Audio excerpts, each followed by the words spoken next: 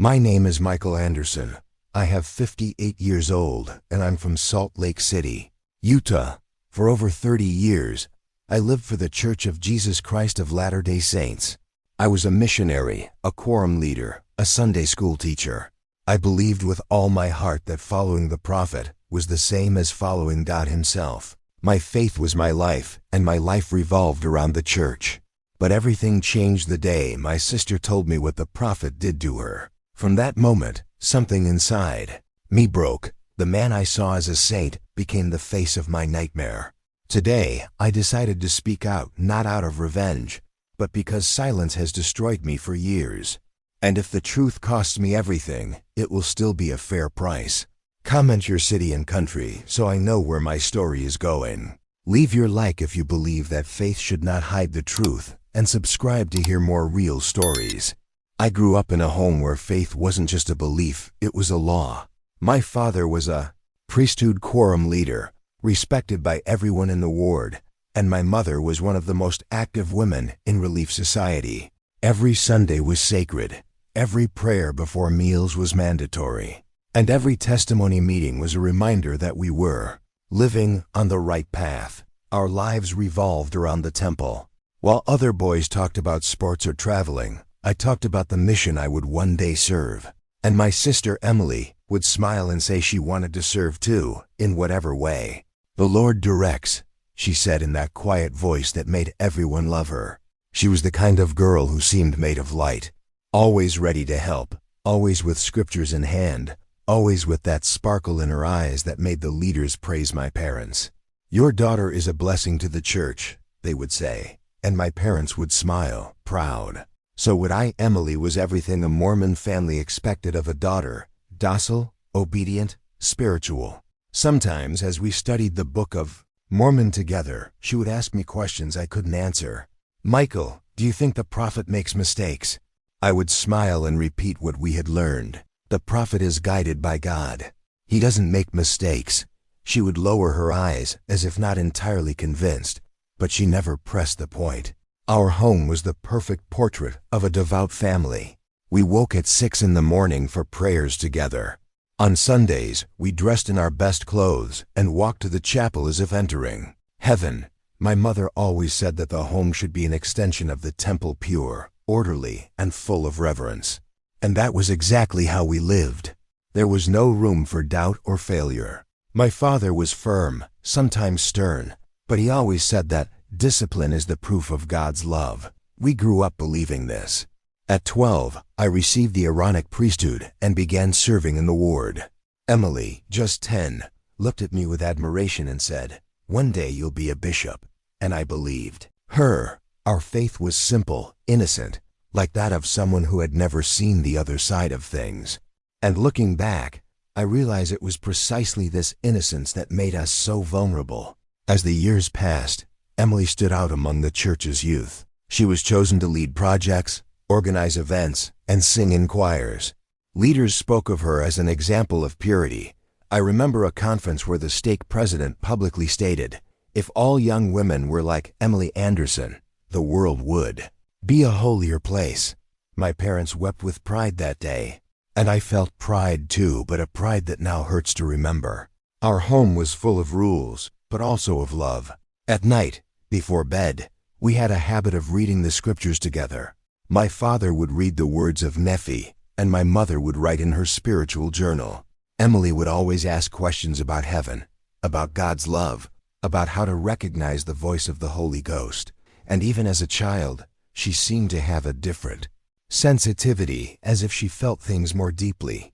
Over time, I realized that church leaders noticed this too. There was always someone praising her spiritual gift, her maturity, her exemplary behavior. "She has a glow that comes from the Spirit," they would say. And it was true. Emily lit up the places she went. But what I didn't know was that this light would one day catch the attention of someone who would transform her faith into darkness. At 17, Emily was invited to join a group of young missionaries who met for special studies under the supervision of one of the state's most respected leaders. It was an invitation that would fill any family with pride. "The prophet wants young people like that," the bishop said, clapping my father on the back. She's been chosen. That night I remember the joy at home. My father prayed, thanking God for the honor. My mother wept with emotion. I was happy too after all. It was my sister, and I saw her being recognized for her faith. Something changed after that. Emily began to withdraw. She stopped singing at services, skipped activities, and spent long minutes in silence in her room. When I asked her what was wrong, she smiled and said, "I'm just tired." But her eyes, the same ones that had once shone, now seemed to hide something. One night I heard her crying. I went into her room and asked if everything was okay. She quickly wiped away her tears and replied, "Yes, Michael. I'm just praying." I wanted to believe her, and I did, because in our house, it was easier to doubt yourself than the church. My mother used to say that the chosen suffer more because God tests them, and maybe that's what we all thought, that Emily was just being tested, like Job. But now, looking back, I know that what she faced wasn't divine testing. It was human abuse. And the cruelest part is that it came disguised as faith. She was sweet, obedient, the pride of our ward. Everyone saw her as an example, but no one saw the pain hidden behind her eyes.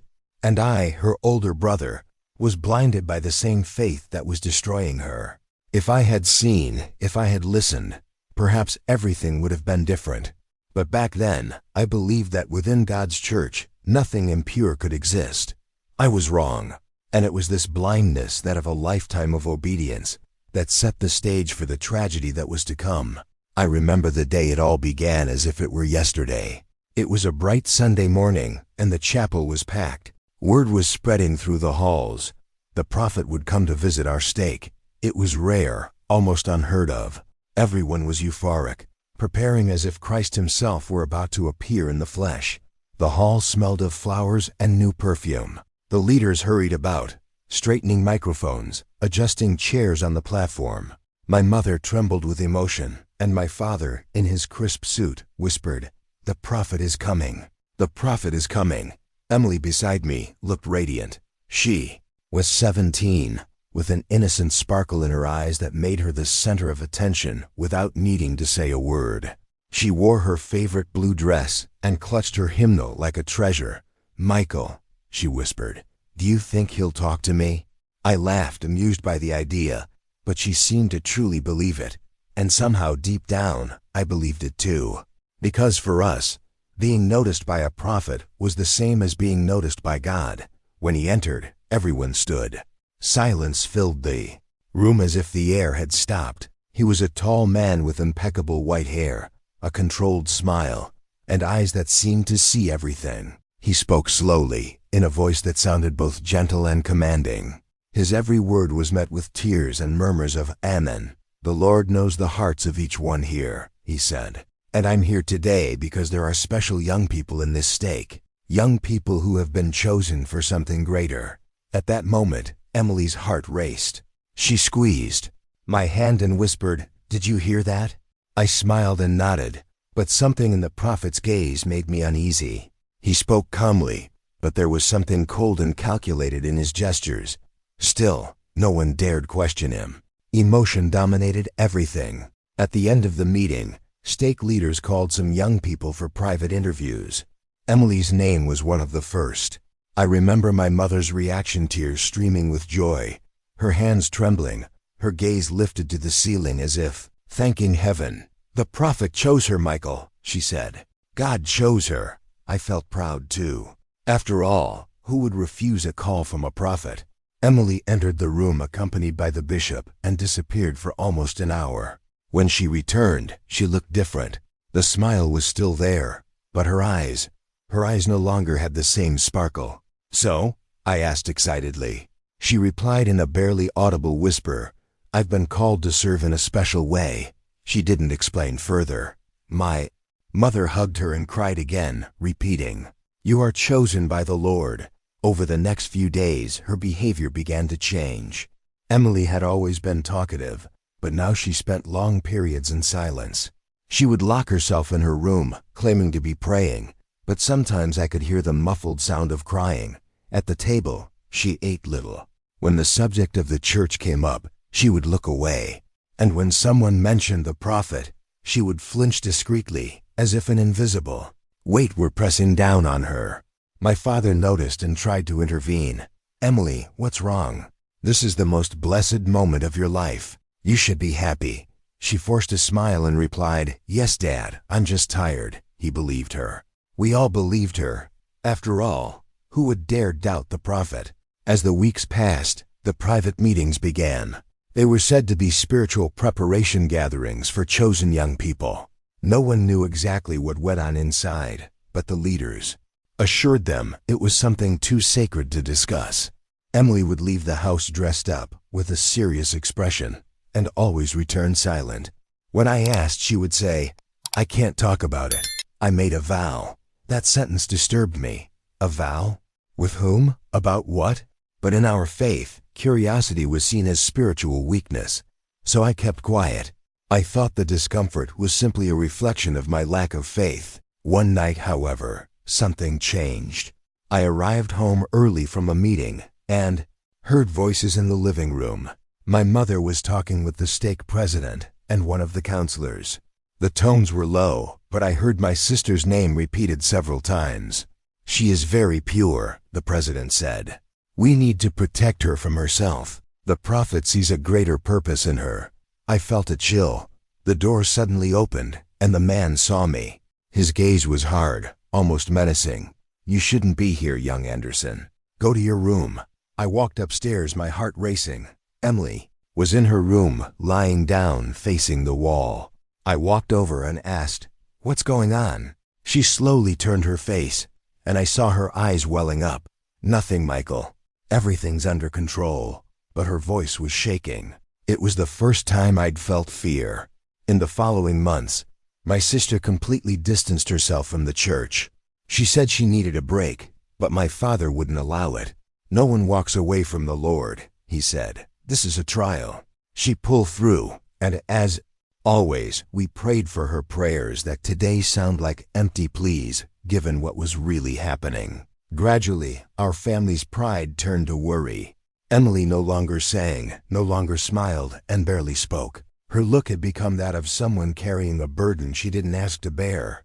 When someone mentioned the prophet's name, she would recoil, take a deep breath, and in a barely audible voice say, "Please don't mention him around me."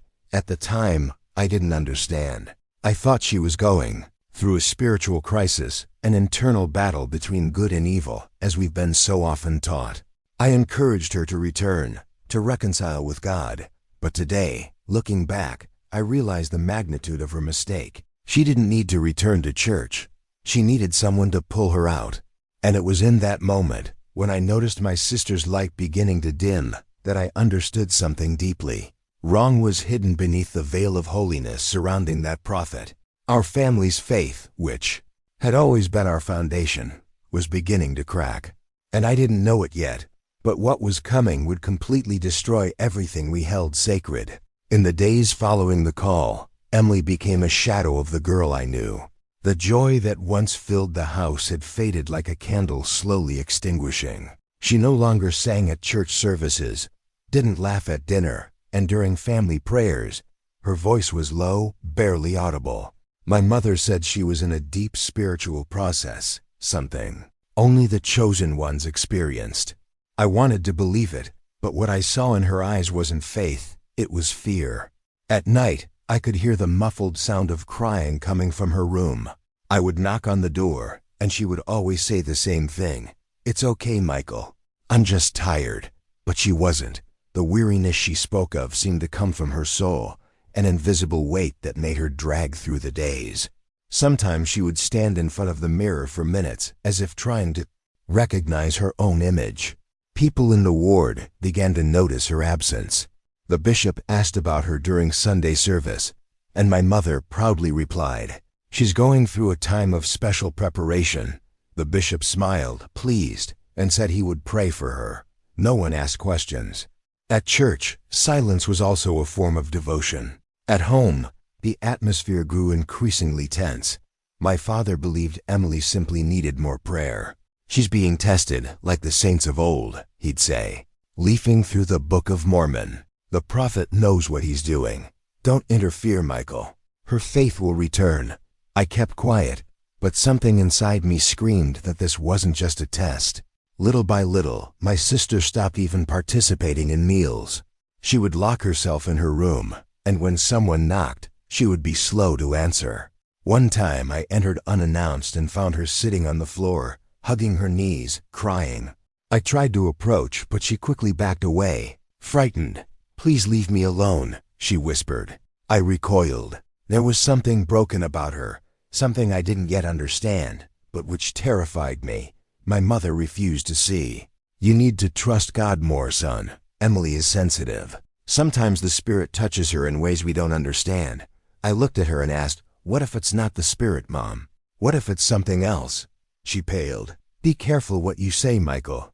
To question the prophet is to question God himself." Those words echoed in my mind for days. Within the church, we were taught from an early age that doubt was the same as sin. Obedience was the supreme virtue. Doubt, an invitation to hell. So I kept quiet. I kept quiet out of fear, out of respect, out of habit.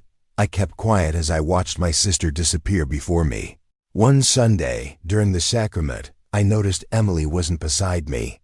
I asked my mother, and she replied with a smile, "She's in the room with the stake president. The prophet has requested special spiritual guidance for her." My stomach lurched. When the service ended, I waited in the hallway, but they took a while to emerge. When she finally appeared, Emily was pale, her eyes red, and her head down. She walked straight to her car without saying a word. That night, I swore to myself I would find out what was going on. I knocked on her bedroom door, and when I entered, I found her sitting on the bed, holding an envelope. "What is this?" I asked. She quickly put it away in the drawer. "Nothing, Michael. Church stuff," I persisted. "You look different. What are they doing to you?" She looked at me, and for a moment, I saw a plea for help in her eyes. But then she looked away and murmured, "I can't talk. I made a promise." Those words chilled me. What kind of promise would a 17-year-old make that would leave her like this, empty, scared, submissive? I tried to insist, but she cried and begged me to leave. I left, my heart in pieces. The following weeks were a blur. My mother spoke frequently with the stake president, always in hushed tones, behind closed doors. Once, I overheard part of the conversation. "She's confused, but the prophet assured me it's all for her good. The Lord works in mysterious ways." I wanted to scream, to ask if God needed to break someone to prove his love, but my voice wouldn't come. At school, Emily began to miss classes. Teachers called, concerned, and my mother replied that she was undergoing spiritual healing. The looks on the faces of the people in the ward began to shift from admiration to curiosity, from curiosity to judgment. "Maybe she's in sin," I heard a sister whisper in the hallway. "The enemy loves to attack the chosen." One night I walked into the kitchen and found my father alone, his head in his hands. "She won't talk to me," he said. "What are we doing wrong?" I wanted to say that perhaps the mistake was trusting too much, but I kept quiet. He looked at me and added, "The prophet knows what he's doing. God is in control." But God seemed very distant in that house. Silence had taken over everything. A heavy, suffocating silence that no hymn could fill. Emily no longer participated in family prayers. When my mother insisted, she would simply close her eyes and pretend to pray. Sometimes her lips would move, but no words would come out. I started having nightmares. I dreamed I'd knock on the temple door, and no one would open. I'd call out to my sister, and she'd answer me from inside with a voice that wasn't hers anymore. I'd wake up sweating, my heart racing, and run to her room to make sure she was still there. Time passed, and that home, once filled with songs and prayers, became a place of fear and shame. Every Sunday, my mother would put on her best dress and say, "Let's go to church. The Lord will bless us if we remain faithful." But inside me, something had changed. I still went, but I no longer believed that God heard our prayers. It was during this period that I painfully understood what it means to live in a religion where obedience is more important than truth, where love is conditional and silence is a commandment. And it was then that I realized too late that my sister wasn't just suffering. She was being silenced. It was on a cold, silent winter night that everything came flooding back. The house was dark except for the dim light from Emily's bedroom lamp. I had just returned from a quorum meeting when I heard sobbing coming from upstairs. I went upstairs slowly, thinking she was just praying, as she so often did, asking for forgiveness for sins she never bore. But when I put my ear to the door, I realized something was different. This wasn't a prayer. It was desperation. I knocked lightly. No answer. I carefully opened the door and found her huddled in the corner, hugging a blanket, trembling. Her eyes were red, her breathing shallow, her face pale. "Emily, what happened?" I asked. She looked up, and for a moment I saw a mixture of fear and relief. "Michael," she whispered, "I can't keep this in anymore." I sat down beside her and she gripped my hand so tightly it felt like she was trying to hold on to reality. "He said it was God's will, that I needed to prove my faith." Those words chilled me. "Who, Emily? What are you talking about?" She wept, shaking. "The prophet," she replied. "He said I had been chosen for something special, that the Lord had instructed him to test me. He said purity was proven by obedience." For a moment, I didn't understand. Or maybe I didn't want to understand. My body went rigid and the air seemed to drain from the room. "Are you saying he—" My voice trailed off. She just shook her head, crying. "I tried to say no, Michael. I tried, but he said that if I resisted, I would be rejecting God himself. He made me believe that if I obeyed, my family would be blessed, and if I refused, we would be cursed." I felt the ground drop away from under my feet. The prophet, the man everyone called, the chosen servant, the one my mother revered as the living voice of the Lord, had done this to my sister.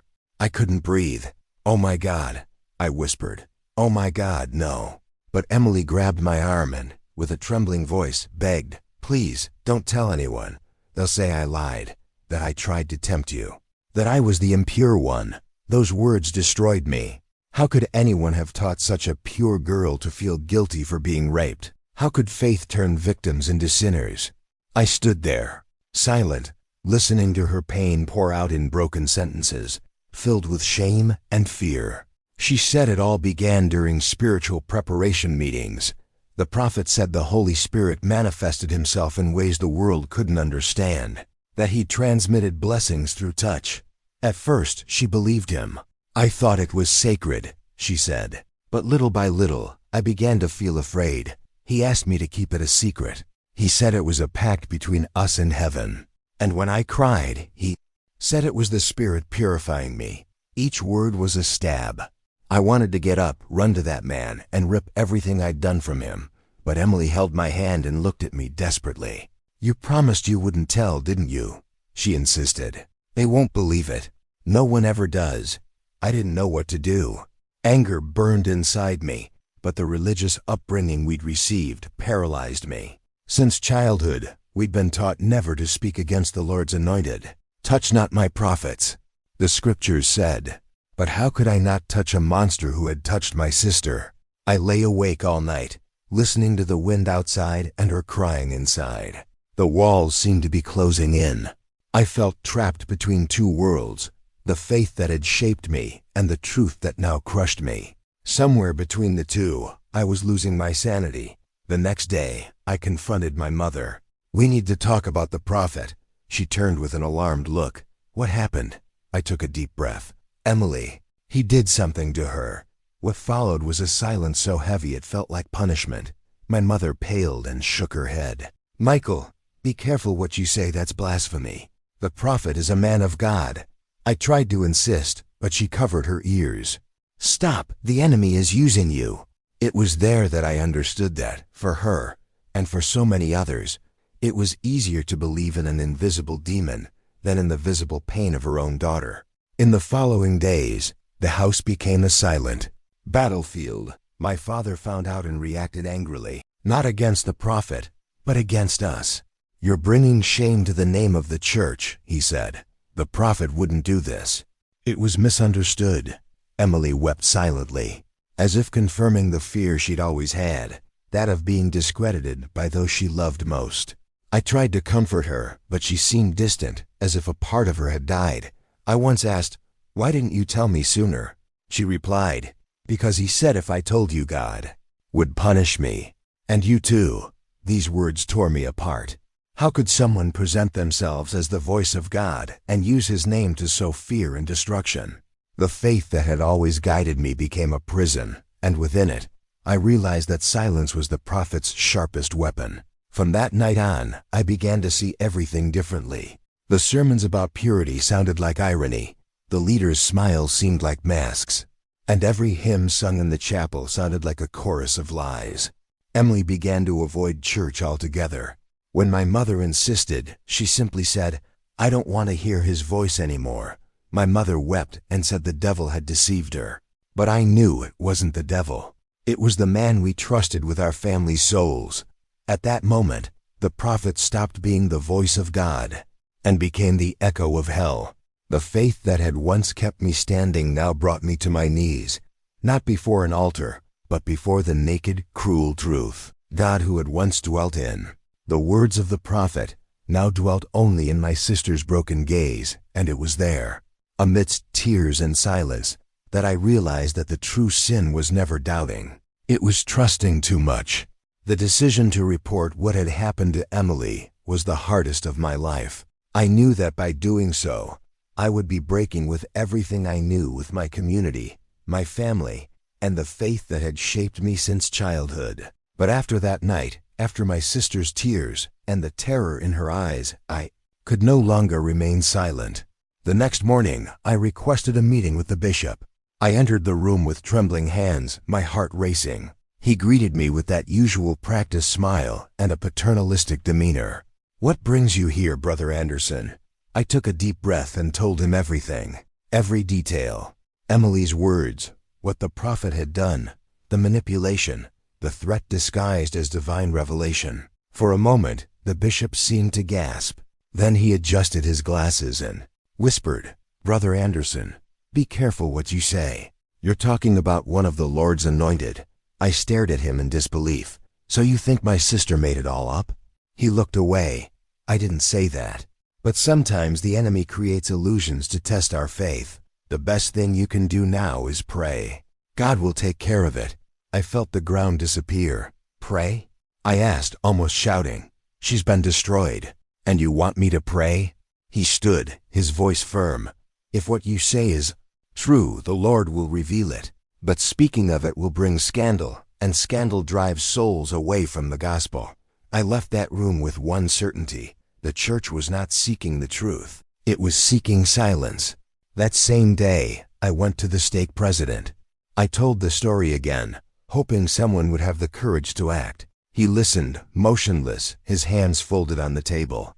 When I finished, he took a deep breath and said in a low, measured voice, "Brother, understand that the prophet carries an immense spiritual burden. Sometimes people misinterpret his authority. It's best not to spread any of this. Let's maintain the dignity of the priesthood." The dignity of the priesthood, that's what they called the cover-up. A code for omission. I tried to insist. "What about my sister? Who cares for her?" He replied without blinking, "The Lord will. What we need now is to protect the faith of the members. If this story gets out, many will stumble." It was there that I realized that, within that institution, a woman's suffering was worth less than a man's image. In the following days, the pressure mounted. I received calls urging me to leave the matter in the Lord's hands. The bishop visited me at home, telling me that my spiritual agitation could jeopardize my standing in the quorum. "You need peace, Brother Anderson. Be quiet, pray, fast. God does not work in noise." But inside me there was no longer peace, only revolt. My mother, for her part, was torn between fear and denial. "Son, don't talk about this anymore," she repeated. "The prophet is a man, but he was chosen by God. He knows what he's doing." When I tried to show her Emily's diary, which described the encounters and words spoken by that man, she snatched the notebook from my hands and wept. "I don't want to read it. I don't want to know." It was at that moment that I understood the profound power religion can have over people.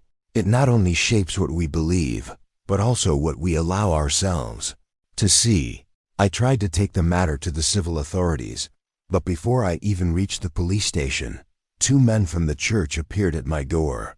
They wore dark suits, gold name tags, and neutral expressions. "Brother Anderson," one of them said, "we know you're disturbed. The First Presidency has been informed. This kind of accusation can destroy families and jeopardize your own salvation." They knew exactly which button to press. "Are you trying to silence me?" I asked. The other replied with a tight smile, "We're trying to help you avoid making an eternal mistake. There are things only God can judge." Threat disguised as consolation. That night, Emily begged me to stop. "Please, Michael, they're powerful. I don't want anything to happen to you." There was fear in her voice, but also resignation. The kind of forced obedience that only someone completely overcome by guilt could feel. I looked at her and saw the reflection of so many other women within the church who had been silenced in the name of faith. I understood that the problem wasn't just the prophet. It was the entire system, a cycle of loyalty and fear sustained by shame. I went back to the chapel, determined to confront the bishop in front of everyone. But when I arrived, I realized the matter had already spread, not as truth, but as rumor. People looked at me with pity. Some whispered. A sister approached and said, "I'm praying for you, brother. May the Lord remove the spirit of confusion from your home." In that instant, I realized they had already marked me. I had become the heretic, the rebel, the dangerous one. My family became shunned. No young person wanted to talk to me anymore. No leader greeted me. Emily stopped leaving the house altogether.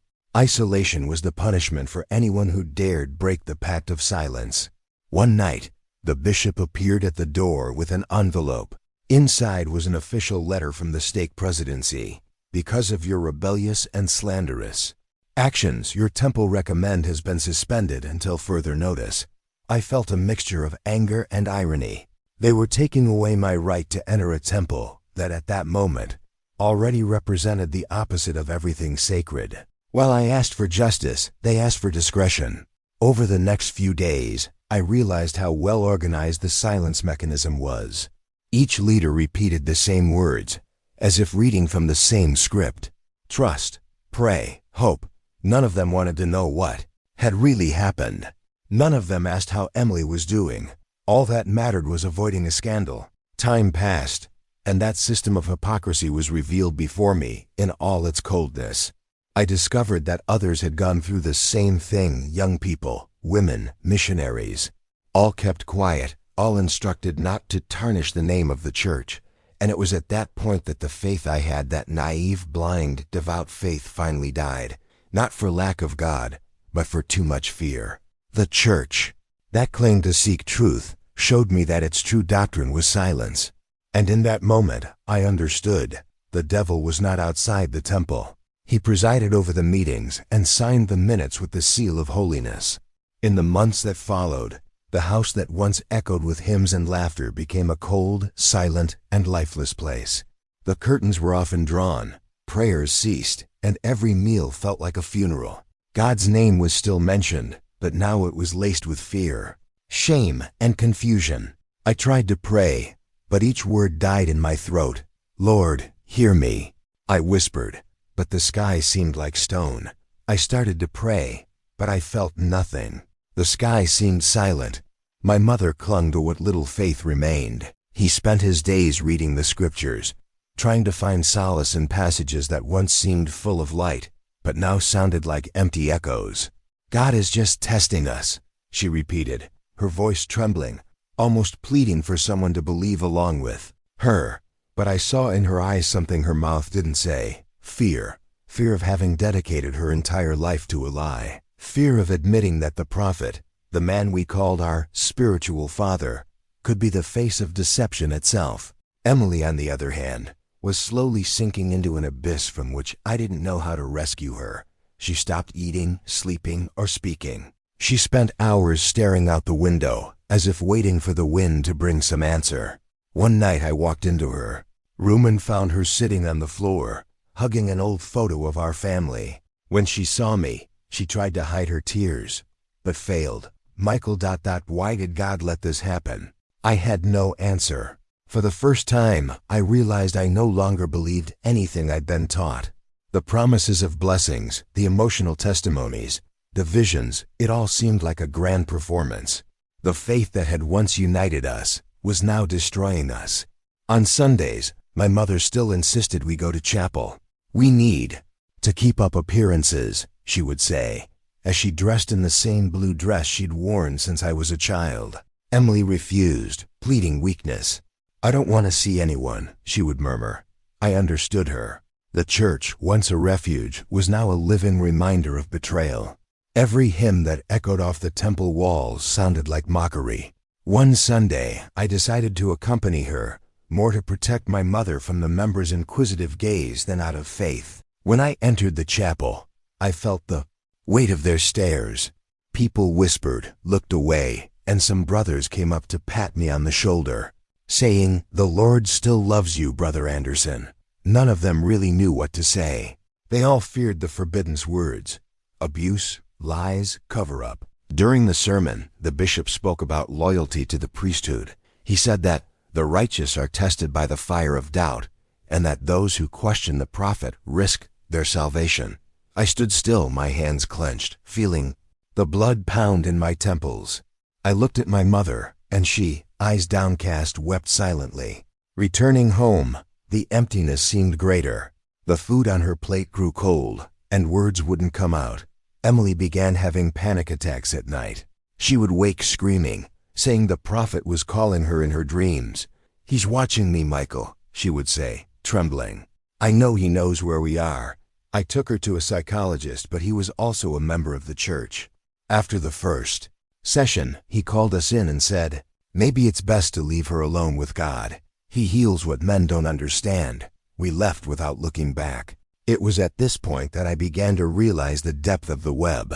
Every person we turned to, counselors, leaders, therapists, seemed trapped in the same system of loyalty and fear. The church was everywhere. In doctors, in neighbors, in schools. It was like trying to escape a circle that was ever closing. My mother, increasingly frail, began to talk to herself. She said she needed to cleanse the house of evil spirits. She spent hours praying aloud, asking the Lord to forgive Emily for having let herself be deceived. I tried to explain that she was the victim, but my mother wouldn't listen. Fanaticism had replaced reason. One night, I sat alone in my living room and picked up the Book of Mormon. I opened it at random, searching for some hope. I read, "For the righteous shall be tried as gold, and they that remain faithful shall be exalted." I slammed the book shut and threw it away. For the first time in 30 years, I didn't feel guilty about doubting. I felt relief, but relief soon gave way to despair. Because doubting was like losing my footing. I had built my entire life on that: faith, friendships, marriage, identity. And now, everything seemed like a mirage. Prayers went unanswered, scriptures rang hollow, and God's face had faded. One morning, I walked to the temple, standing before the door. I looked up at the golden symbol atop the spire, the angel Moroni with the trumpet, and thought of how many people entered there, believing they were getting closer to heaven, when in fact they were moving further away from the truth. I wanted to scream, but the sound stuck inside me. I returned home and found Emily sleeping. Or it seemed like she was. I touched her face and noticed how cold she was. She opened her eyes slowly and smiled weakly. "I just want to forget, Michael. I just want this all to end." I sat beside her and cried. We cried together, wordlessly, like someone burying an old love. The days became too long, and the nights unbearable. My mother fell ill. The doctor said it was nervous exhaustion, but I knew it was guilt. Her faith had become too heavy a burden. That's when I realized it wasn't the devil destroying families. It was religion when it stopped being love. The temple, the prophet, the scriptures, all had turned to ruins within us. And in that landscape of rubble, only one certainty remained. The faith that had once united us was now destroying us. It took months of pain, anger, and silence for me to finally summon the courage to seek answers. What began as a desperate attempt to understand what had been done to my sister turned into a journey through the darkness of the very institution to which I had dedicated my entire life. I no longer trusted the local leaders, bishops, stake presidents, counselors. They all spoke the same language, fear. So I decided to dig deeper, to seek what they called sacred matter, restricted documents, internal accounts, sealed records to which only the highest ranks had access. It was during this search that I realized something I'd never noticed before. The church was full of secrets carefully hidden beneath layers of reverence. Every time I pulled one thread, I found two more. I began reading testimonies from former members, people who had been expelled or who simply disappeared from the official lists. And each story sounded terribly familiar. Young missionaries, faithful girls, silent women, all with the same pattern of pain, abuse disguised as revelation, manipulation in the name of the Spirit, and in the end, the same advice: don't speak or God will punish you. I remember the first night I found a survivor forum. It was late, the house was asleep, and I read with trembling hands, unable to believe it. There were accounts from people in different states, Utah, Idaho, Nevada, describing the same gestures, the same phrases, the same kind of spiritual touch used by leaders to justify what couldn't be justified. One woman wrote, "He said the body was God's temple and that he needed to purify mine." In that moment, I realized my sister wasn't the only one, that their holiness was made of silence and fear. I continued investigating, now with anger and purpose. I discovered that many of these reports had never reached the civil courts. They were handled internally. The bishops called them ecclesiastical disciplines and claimed the church handled its own problems. But the truth is, they made sure no one else knew about them. One day, I ran into a former stake clerk who agreed to meet me secretly in a secluded cafe. He was a middle-aged man with a tired look and the weight of someone carrying old guilt. "You're not the first to seek me out," he said. "These things have been happening for decades. They call them human errors, but they are sins hidden under the cloak of divine authority." I asked if there were records. He told me about a safe, internally called the Vault, located at the Salt Lake City headquarters where the church keeps confidential files, complaints, letters, confessions, all sealed under sacred secrecy. "Inside," he said, "there's more truth than in all the temples in the world." Those words haunt me to this day. I kept searching, and each step I took was like peeling back a veil of hypocrisy. I found archived testimonies, reports from missionaries who had returned traumatized and were forced to repent for doubting their leaders. I even discovered internal correspondence sent by families who reported abuse, all of which received standardized responses. "We ask that you trust in the Lord's process and avoid causing strife among the saints." Strife. That was the word they used to replace truth. My revolt grew. But along with it, a new form of faith was born, no longer based on hierarchies or scriptures, but on something simpler and purer: the search for truth. With each new document, each new story, I felt that the God I had been taught to fear was being replaced by the God I was beginning to know, the one who needed neither golden temples nor untouchable prophets to exist. One night, while reading the testimony of a returned missionary who had been silenced at age 19, I felt a strange pull within me. It was as if all those silent voices were asking for one thing: for me to speak out, for someone to finally break the cycle. I decided to record everything: Emily's letters, the stories, the messages exchanged with other former members. I built an archive, a timeline of facts, dates, names. It was no longer just my sister's story. It was a portrait of a system built on fear and control. But the scariest thing was realizing how well they knew how to keep quiet. When I began discreetly sharing some of what I'd discovered, I received an anonymous email: "You're playing with fire. The priesthood doesn't forget." I deleted it, but the fear remained. Still, I pressed on. I discovered that many of the leaders involved in old cases had simply been transferred to other wings, where they returned to positions of power. It was a systematic pattern of cover-up, a rotation of sinful saints. And everything remained silent, because the name of the church could not be tarnished, even if it cost the purity, dignity, and faith of hundreds of innocent people. At this point, my revolt was no longer anger, it was mission. I began to understand that God's true calling was not to obey, but to question.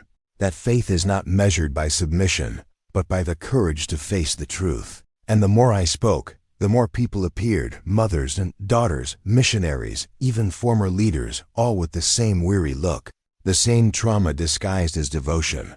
I realized that silence wasn't sacred. It was the chain that held us captive. It was at that moment that I understood something that changed everything within me.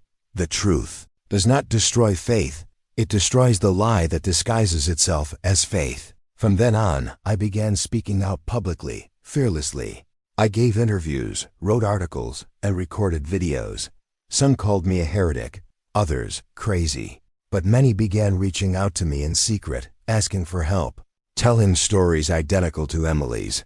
I discovered that there is more faith in one voice, denouncing injustice, than in 1,000 knees bowed before a false prophet. And for the first time in many years, when I prayed, I felt something. It wasn't guilt, nor fear. It was peace. Because finally, I was talking to God, not to men who pretended to speak for Him. It took Emily years to find the strength to speak.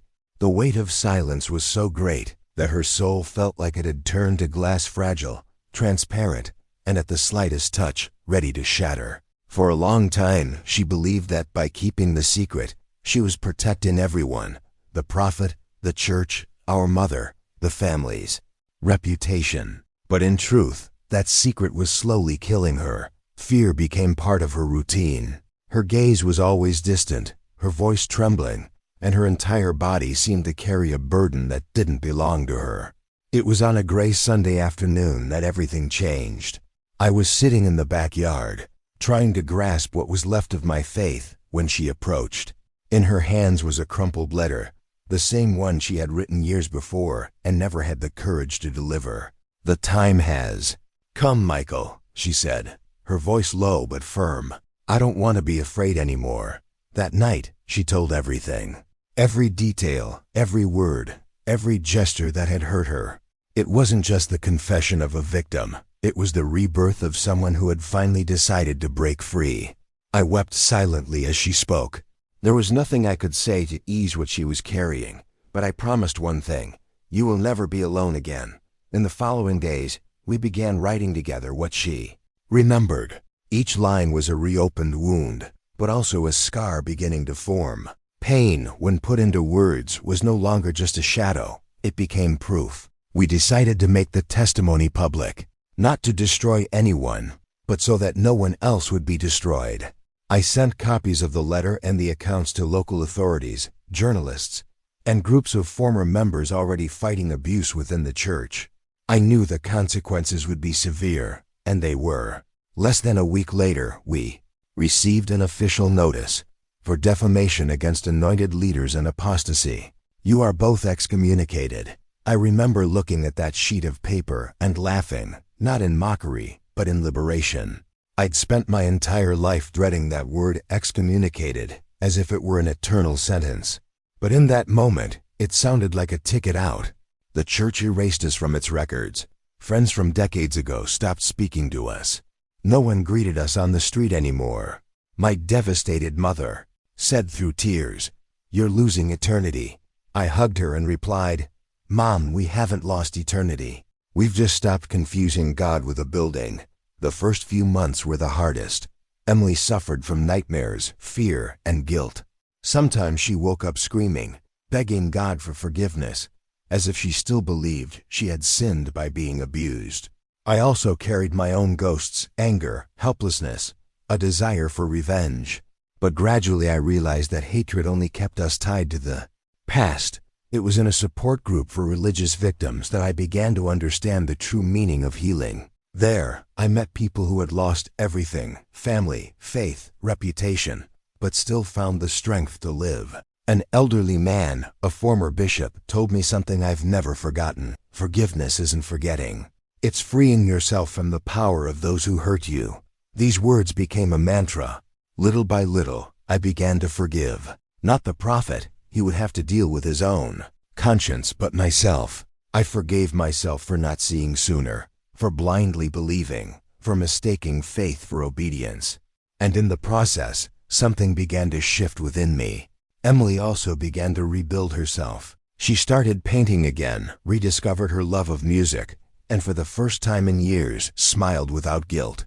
One day, I took her to a lake near our home, where we used to play as children. We sat by the water, and she said, "You know what hurts me the most, Michael? That I spent half my life thinking God was like them. Cold, distant, judgmental. But now I understand, God wasn't in the temple. He was waiting for me out here all along." I looked at her and realized that that faint smile was the miracle I'd been praying for years. The miracle wasn't an instant cure or a divine answer. It was the simple act of staying alive, even after everything. Some people reached out to us secretly after the story broke. Young women, mothers, even missionaries, all with the same look of fear and relief. Some just wanted to say, "Thank you for talking." Others were still gripped by guilt and asked for advice. With each new testimony, the feeling of loneliness lessened. What had been pain began to transform into purpose. There were days when I missed my old faith. I missed the sense of belonging, the chants, the community. But at the same time, I realized how much it had blinded me. The faith I was promised was made of rules, control, and hierarchies. The faith I found outside was made of compassion, freedom, and awareness. One day I received an anonymous email. "You may have left the church, but the church will never leave you." I smiled. He was wrong. The church was no longer in me. Love was. Truth was. Courage was. We learned that faith is not obedience. It's choice. That spirituality is not submission. It's liberation. And that forgiveness is not accepting what happened, but preventing it from continuing to control us. Emily never spoke that man's name again. And I never entered a temple again. But every time the sun sets and the sky turns golden, I remember her saying, "God's light doesn't come from walls.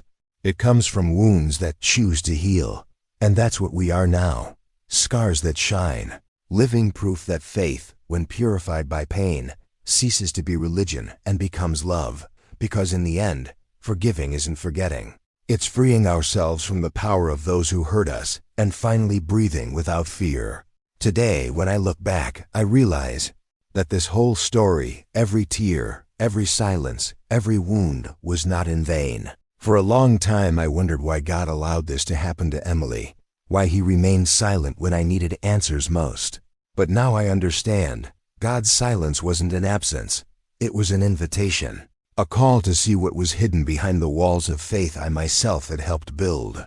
Today I speak for my sister and for all who have been silenced in the name of faith. I speak for those who believed obedience was the same as purity and were ultimately destroyed by it. I speak for every woman who was afraid to be heard, for every man who doubted and was punished, for every child taught to fear questioning. I speak for all of us who confused God with those who spoke in His name. I spent half my life serving the church, believing that every command came from heaven. Today I know that true heaven needs no intermediaries. It dwells within those who courageously seek the truth, even when it hurts. The day I lost my institutional faith was the same day I found true faith. Not a faith shaped by rules, doctrines, or hierarchies, but a living faith born of pain, fueled by compassion, and guided by conscience. Because God never asked for blind obedience. He asked for awakened conscience. For years, I feared being called an apostate.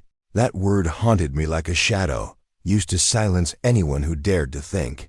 But now I understand. Apostasy is not turning away from God. It is turning away from lies in His name, and that's what I did. What I discovered about the prophet, about the leaders, about the system of power disguised as holiness, destroyed what I thought was faith. But it also freed me, because the truth may hurt, but lies kill slowly. And I'd rather live with an open wound that heals in the light than with a poisoned soul in the dark. Emily, my sister, is a symbol of this truth today.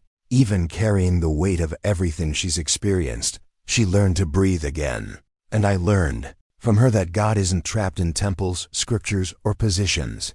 He is in every gesture of empathy, in every act of courage, in every tear that turns into strength. Some say our history tarnished the name of the church. I say our history reveals what it tried to hide. And if the truth tarnishes, then perhaps it was never white. I've learned that there comes a point in life when fear loses its power, When you understand that love is stronger than doctrine, that compassion is worth more than hierarchy, and that silence is the worst kind of sin, something awakens within you, something that not even excommunication can erase. Today, I'm no longer a member of any institution, but I'm part of something much larger, a current of awakened souls who have chosen to live with a clear conscience, even if it costs them the comfort of illusion. Sometimes I'm asked if I still believe in God, and my answer is always the same: I believe more than ever, because now I know Him beyond the walls, beyond the voices that distort His name. The God I know doesn't demand obedience, He inspires freedom. He doesn't ask for sacrifices, He asks for honesty. And above all, He would never bless silence in the face of injustice. When I close my eyes and remember my sister's face, I no longer see the pain I once saw. I see light, the same light they once tried to hide from us. And it's this light I want to bring to those who hear my story. If you've made it this far, know that this story is yours, too, because we've all, at some point, been taught to be silent, but there comes a time when silence must end, and that time is now. Commente. I'm awake. I want to know the truth. Leave your like if this story touched you. Subscribe for more real stories. And see the next video, another testimony from someone who also dared to tell the truth. Before I close, I want to leave you with one final thought, not as a sermon, but as a reminder. Faith is not a prison, it is a path, and there is only one way to walk in the light with your eyes open. To those still inside, struggling with the fear of doubt, I want to say, doubting is not betrayal, it is awakening. Because God does not punish those who seek the truth, He frees. And to those who, like me, lost everything by telling the truth, remember, the truth may cost dearly, but the price of silence is the soul. Today, I end not with anger, but with peace, because I understood that true faith begins where fear ends, and that God never asked for silence, He asked for courage. Courage to look at the false prophet and say enough. Courage to love, even after being betrayed by religion. Courage to keep believing, even when heaven seems far away. Because in the end, there's no temple more sacred than the awakened consciousness. And it is in her that finally, I found God.